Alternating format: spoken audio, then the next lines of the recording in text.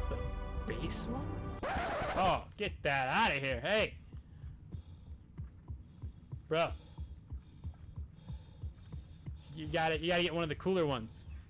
You can't fly this one here. You gotta get one of those. Okay, good talk. Hey everybody, how's it going?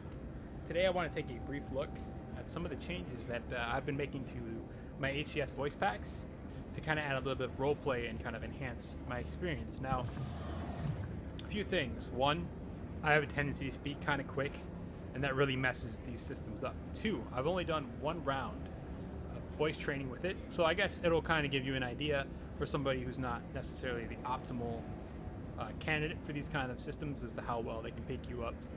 I could do additional rounds of voice training with my computer.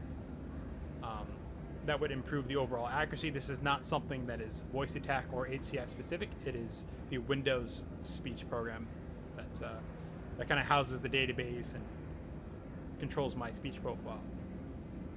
Moving on from that, the way I kind of have this set up right now is going to be, I have one AI that controls my person, like my ship AI, I guess you could say. Kind of like your Cortana, if you will.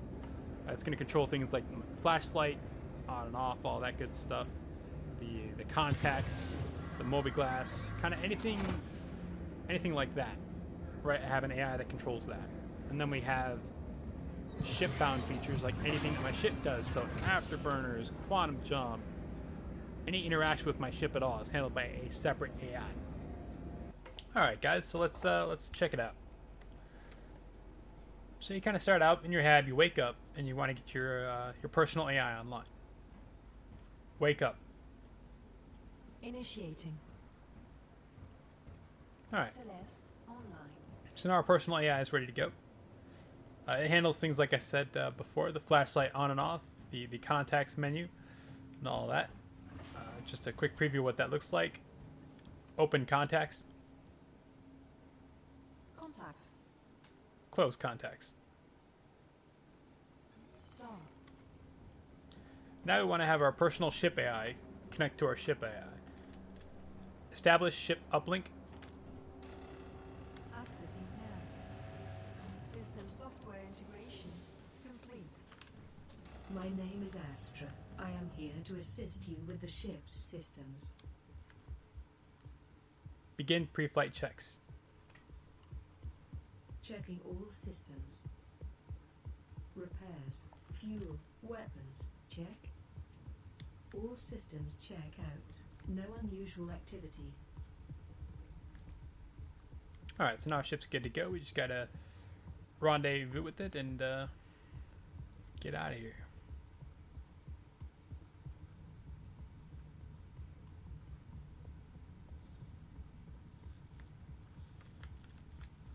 Knock, knock.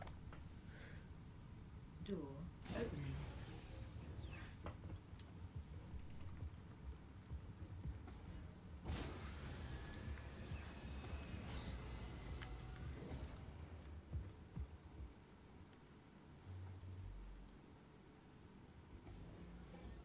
Prep the ship for launch.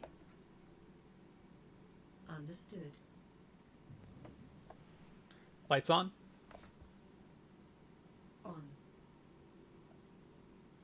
Cycle camera. Change camera. Launch. Affirmative. 30 meters. You have the con. Landing modules retracted. Cycle camera. Change camera. Full burn. Please visit again. Afterburners engaged. Boost activated. Open star map. Acknowledged.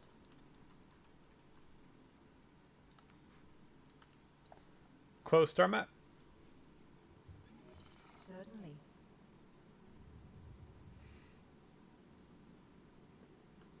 Start SCM. Decreasing speed. Alright. I don't think I set my course there. Let's see. Open star map.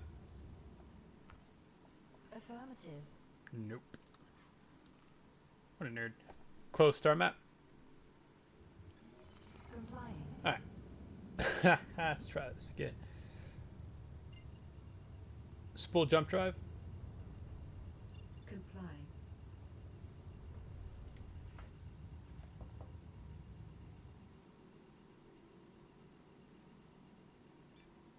Engage.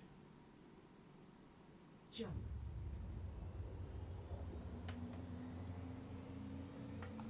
So one of the small kind of quality of life improvements I made there was, if you get one of these packs by default, you kind of have to say spool jump drive, and then you can do something like stand by on my mark to engage, or whatever it is. I forget what the second command is, but you basically have to issue two different commands, where I've kind of automatically put it in the queue. So for like 30 seconds or 15 to 30 seconds after I start. Hyperspace jump engaging. Oh God. Okay, so 15 to 30 seconds after I tell it to spool the drive, I have to say engage, and it will simply execute the jump instead of having to say what was it? I forget what the original was. I apologize for that. But the other one I've done is actually for the scan mode. So okay, good. Single ping. Scanning now. Which is really nice. It automatically switches into the scan mode, and it does I think a 4-second hold. Some of the ships take a little bit longer, so that's one of those that may not necessarily always work 100% on every ship and every power level, because some power levels take a lot longer to do the ping than others. But for the ships that I have tried it with, it's worked pretty good. I'm trying to think what's another one here, because all the basic ones you guys have probably seen before. You know, the power to shields and all that, power to weapons, it does all that. You know, you can do 20% on the left shields, the right shields, that whole nine. Let's see. As far as roleplay ones, those are the only ones I kind of got now. I've just sort of experimenting with it. I don't really know the voice tack code that well, so it's been some trial and error. But when I got the voice pack, I was a little disappointed that it seemed kind of like barren. If you ever watch any of the videos for them, you see how kind of like immersive they feel and everything. And it's not really their fault. There's a lot that they're sort of waiting on from RSI, like some proper API exposure, which we're not there yet. It's alpha. So I just kind of wanted to make the most of it, you know, right now while I could. And that's kind of what I've been doing. I've been having fun with it. Maybe it's a little bit too nerdy. I don't know. Let me know what you guys think. But I enjoy it because it gives me like a level of control with certain things when you're kind of in the motion, for things like being able to go to full burn or quickly do the landing. It's really nice to open the comms menu. Sometimes you don't want to take your hands off the HOTAS, put it on the keyboard. Open contacts. Contacts. Close contacts. As you wish. Please proceed to assigned landing bay.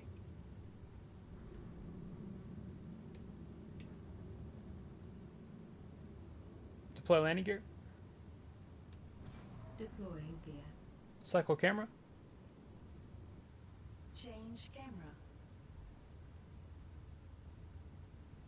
Flight assist off. Flight assist off.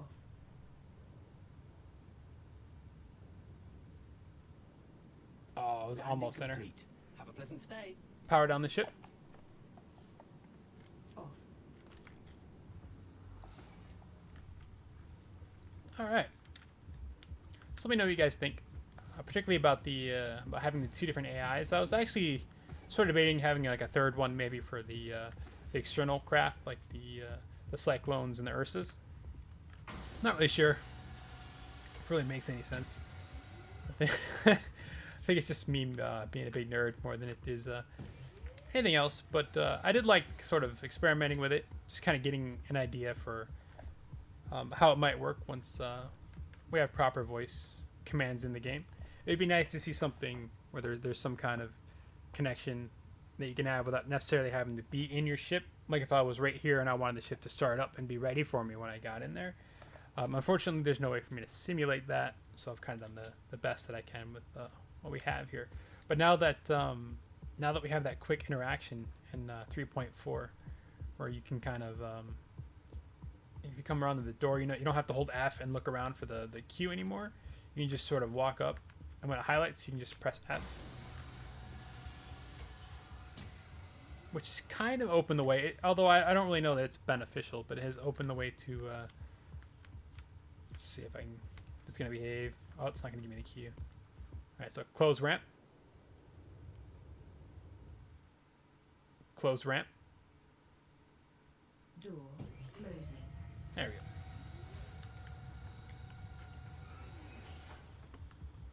go. I don't know. That was just when I added. I was like, that'd be cool, but if you're already on foot, might as well just hit the F, I guess. Anyway, let me know what you guys think. I'm gonna continue messing around with it, tweaking it a bit more. If I do anything like substantial with it, I may post another update. I apologize as well for the audio in the first half of this. I hadn't recorded anything. I haven't streamed in a long time, so I wasn't aware that it was basically peaking the entire time. And I don't have really any audio software that can really go in and fix it after the fact. Like it's already been recorded. All I can do is like lower the volume, but it still sounds very harsh. So I went back and recorded this a couple of times. Hope I didn't miss anything. If anybody's wondering like if I was going to release this or not, I'm not going to release any of the things that I do. It's just for me, you know, being a big nerd. There are multiple reasons for that. The main being that I don't have the right to release it. They're not my sound files, and you have to purchase the particular voice pack. If I get it the way I want, I'd be more than happy to like release a guide so that you could do the same thing yourself, or like a video on how to do it. It's actually pretty easy, sort of once you kind of understand how it all works, just to do the kind of basic stuff. But that's it for now, guys. I'll catch you on the next one.